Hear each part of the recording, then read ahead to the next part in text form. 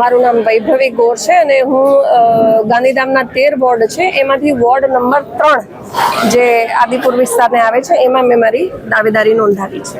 ખૂબ જ ઉત્સાહ છે કેમ કે મહાનગર બન્યા પછી આ પહેલો ઇલેક્શન છે અને આ ઇલેક્શન અંતર્ગત જે પણ મહિલા સામાન્યની સીટ છે તો એમાં જે પણ કોર્પોરેટરની ચૂંટણી જીતી અને મેયર પદ મેળવશે એવો ઉત્સાહપૂર્વક ઘણી બધી મહિલાઓએ મારી જેમ અહીંયા દાવેદારી નોંધાવી છે.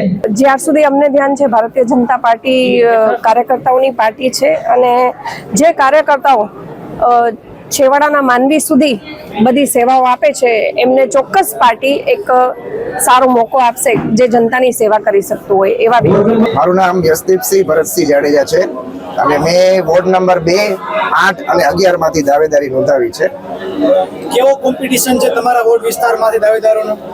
કોમ્પિટિશન તો અત્યારે છે પણ હવે જોઈએ છીએ આગામી જે આપણે ચૂંટણીમાં છે એવું નિર્ણય આવે છે. પ્રશ્ન તો આપણે નોર્મલ જ પૂછવામાં આવે છે કે તમે પાર્ટીમાં કેટલા ટાઈમથી જોડાયેલા છો, તમારો શું હોદ્દો છે, એવી રીતના બધા ક્વેશ્ચન પૂછાય અને કદાચ કોઈ પણ ટિકિટ આપણને આપે છે કે નથી આપતા તો આપણે જે આપણા ઉમેદવારો જેને મળે છે એને જ આપણે જીતાડવાના હોય એવી રીતે આપણે કોન્ફિડન્સ સાથે અમે જતા હોઈએ છીએ. અંદર તો ભાઈ પાર્ટી જે નિર્ણય લેશે એને અમે શિરોમણી ગણવામાં આવશે.